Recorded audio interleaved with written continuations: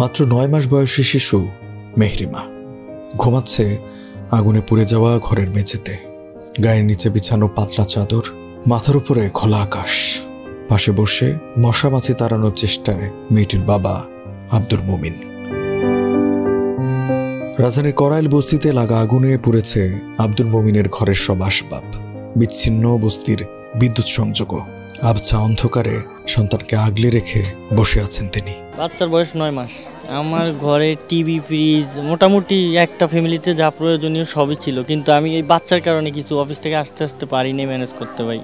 তালা ছিল আর উপরে যাইনি রিস্ক নিয়ে, মানে রুমের পিছনে আগুনটা ছিল। ছোট বাচ্চা নিয়ে আমরা ওই পারে ছিলাম। এখন দেখি এদিকে আশেপাশে যে ছাদগুলা রিক্সি, যেগুলা যে অবস্থা, এখন এখানে যাওয়া সম্ভব না ভাই। যে অবস্থা, আমরা এই ছাদের নিচে যাইতে পারবো না, রিক্স ফাইটে গেছে না, বাচ্চা মানুষ তো নিয়ে যাওয়া যাবে না। মুমিনের সঙ্গে কথা বলার সময় তার ঘরের পাশেই কোলের শিশুকে বুকে জড়িয়ে রাখবার চেষ্টা করছিলেন জামিলা বেগম।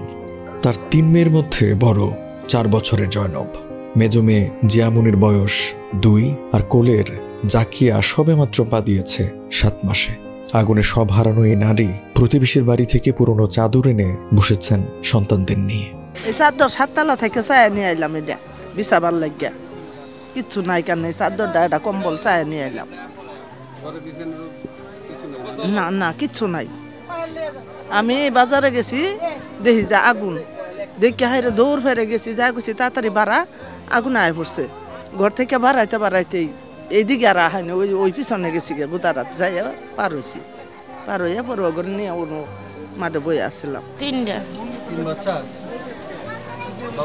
বাচ্চাদের বাবা কি করে? রিকশা চালায়। কয়টা ঘর ছিল এখানে? একটা। এক ঘরে ছিল।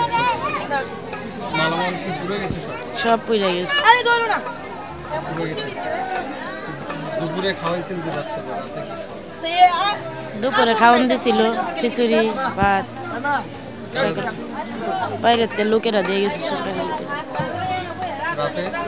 রাতে আমরা খাওয়ানো হয় না। এখানেই থাকবেন রাতে? হ্যাঁ, এই জায়গায়। খোলা জায়গায়, বাচ্চা তো ছোট, ঠান্ডা লেগে যাবে।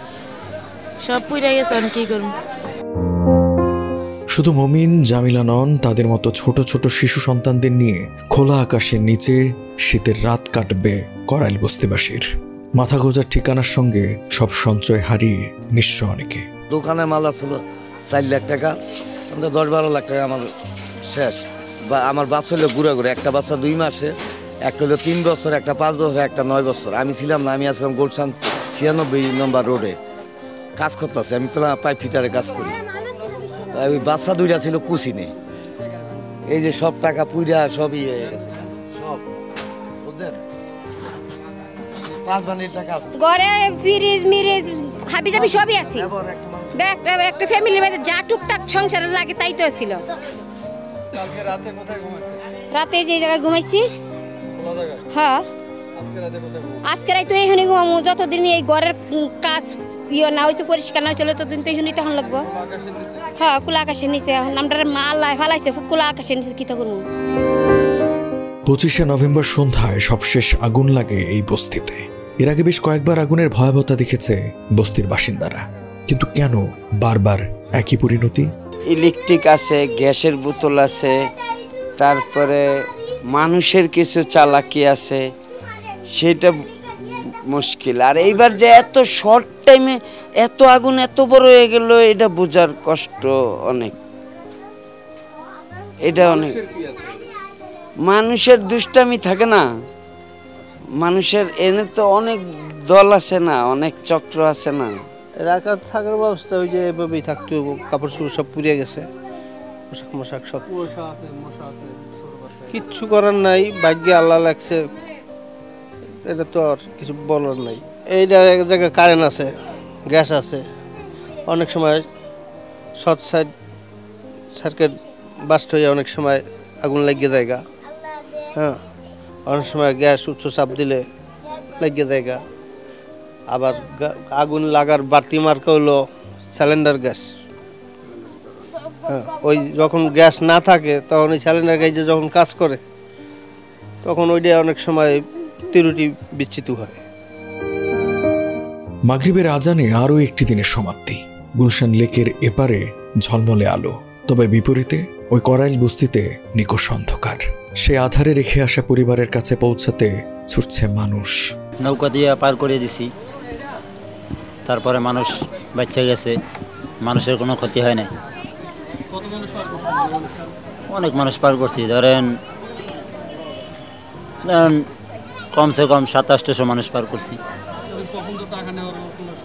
না, টাকা নেই নাই তো, তখন কেউ টাকা দেয় না। তারা ওই ভিতরে জীবন বাঁচানোর জন্য সবাই দৌড়াদৌড়ি করছে। ঘড়ির কাঁটায় তখন রাত 8টা। পোড়া টিনের ভাঁজ গলে পড়ছে চাঁদের আলো। দৃষ্টিসীমা বাড়াতে কেউ কেউ জ্বালিয়েছেন মোমবাতি। আলো আধারের মধ্যে দীর্ঘ রাত কাটানোর প্রস্তুতি বস্তিবাসীর। সুমন মাঝি যখন নৌকা করে নামিয়ে দেন লেক পারে, তখন ঘুটঘুটে অন্ধকারের এক নির্জন দ্বীপ যেন করাইল বস্তি। ইটকাঠের এই নগরীতে ভাগ্য বদলের কত গল্প ঘুরে ফেরে, কিন্তু বদলায় না যেন জয়নব জাকিয়াদের দিনলিপি।